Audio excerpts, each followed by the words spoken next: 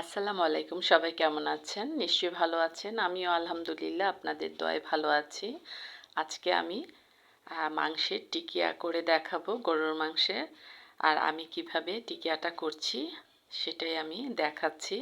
এখানে আমি 1.5 কেজি গরুর মাংস নিয়েছি, ছোট করে কেটে নিয়েছি।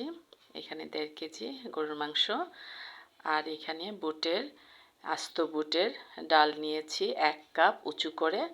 আর এটাকে ভিজিয়ে রেখেছিলাম, এখন দ্বিগুণ হয়ে গিয়েছে ফুলে। আর এখন আমি এটা মাংসটাতে দিয়ে আর কি মশলা দিচ্ছি সেটা আমি দেখাচ্ছি। এইভাবে টিকিয়াটা করলে কিন্তু ভালো লাগে, খুবই পছন্দ করে বাচ্চারা। এখানে দিয়েছি শুকনো মরিচ 8-10টা, দারচিনি দিচ্ছি, এলাচ দিচ্ছি 7-8টা, একটা বড় এলাচ, আর জিরা, আর গোটা জিরা, আর তেজপাতা 4-5টা, আর অল্প গোটা জিরা, আরও সামান্য কিছু লাগবে, পরিমাণে কম হয়ে গিয়েছে, আর একটু দিয়ে দিলাম। আর এখন দিচ্ছি কাঁচা মরিচ, রসুন 2টা, আদা কুচি, আর 1 কাপ পেঁয়াজ কুচি।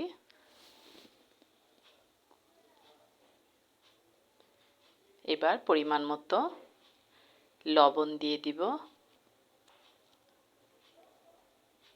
লবণটা আসলে বুঝে দিতে হয়,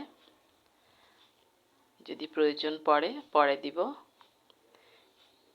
এবার একটু মিশিয়ে তারপর আমি এটাকে প্রেসার কুকারে সেদ্ধ করে নিব, তাহলে একটু ঝটপট হয়ে যাবে।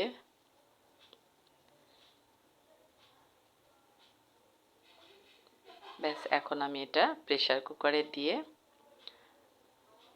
6-7টা শীষ তুলে নিব। সামান্য হলুদ দিয়েছি। প্রথমে মনে হচ্ছিল না যে হলুদটা দিব, তারপর ভাবলাম যে একটু দিয়ে দেই, কারণ একটু হলুদ দিলে কাবাবের কালারটা ভালো আসে। তারপর প্রয়োজন মতো পানি দিয়ে বসিয়ে দিব। পানিটা একটু বেশি দিয়েছি যেন পোড়া না লাগে।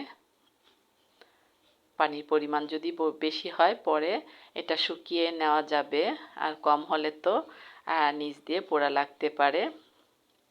বাস, এবার বসিয়ে আমি ওয়েট করছি। এখানে প্রায় 8টার মতো শীষ উঠে গিয়েছে। এখন আমি দেখে নিচ্ছি যে কতটুকু হলো, পানি কি শুকিয়ে গিয়েছে নাকি।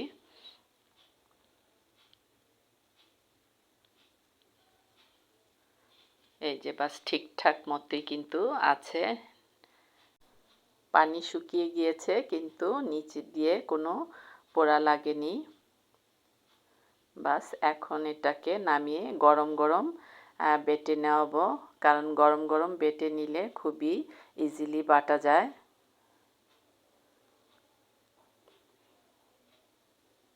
এখন পাটায় পিষে নিব।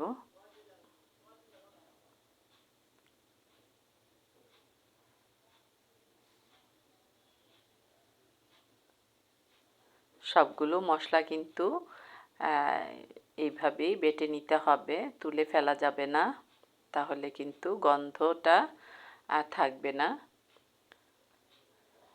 এইভাবে সবগুলো বাটা কিন্তু হয়ে গিয়েছে। এখন সামান্য ধনিয়ার গুঁড়া দিয়ে দিব, কারণ বাবুর্চিরা দেখি যে একটু ধনিয়ার গুঁড়া দেয়। এবার 2টো ডিম দিয়ে আমি মেখে প্রথমে দেখব যে আর ডিম লাগবে কিনা। যদি প্রয়োজন হয় তখন আরেকটা ডিম দিব। এবার হাত দিয়ে ভালো করে মেখে নিই।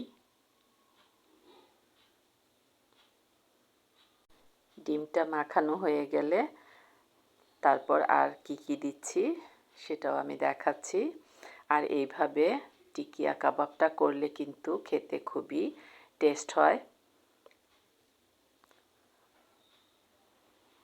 বাস মাখানো হয়ে গিয়েছে। এখন আমি এটাতে অ্যাড করব, এখানে নিয়েছি আমি ধনিয়া পাতা কুচি, পুদিনা পাতা আর কাঁচামরিচ আর 1 কাপ পেঁয়াজ কুচি বেরেস্তা করে নিয়েছি। কাবাবে এই বেরেস্তাটা দিলে কিন্তু মজার একটা ফ্লেভার করে এবং খেতেও টেস্ট খুবই গরম, ধরা যাচ্ছে না। এবার সব কিছু দিয়ে আবারও মেখে নিব ভালো করে।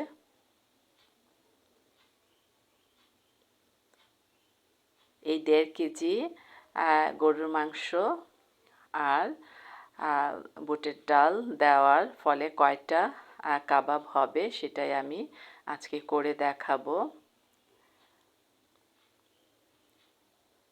সবগুলো ভালো করে একেবারে মিশিয়ে নিচ্ছি। মিশানো হয়ে গিয়েছে, এখন আমি কাবাবের শেপ দেব, আর একটু বড় করেই কিন্তু করব।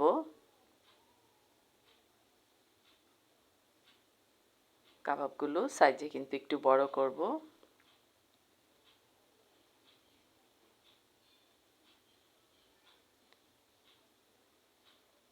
ব্যাস এইভাবে সবগুলো করে নিব।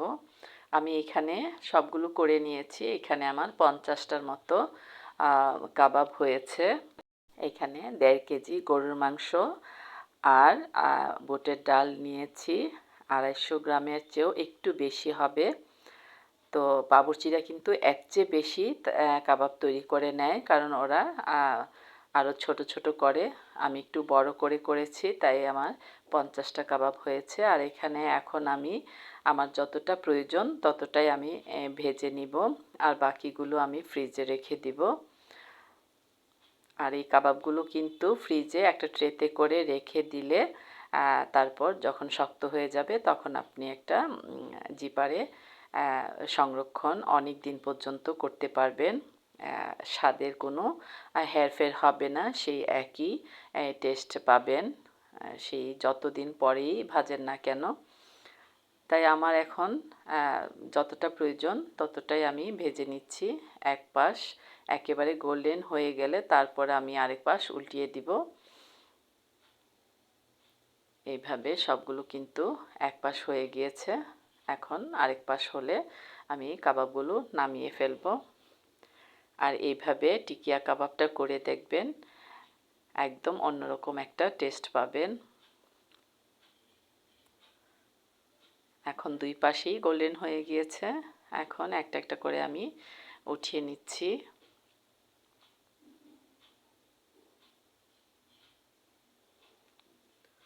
ব্যাস সবগুলো ওঠানো হয়ে গিয়েছে।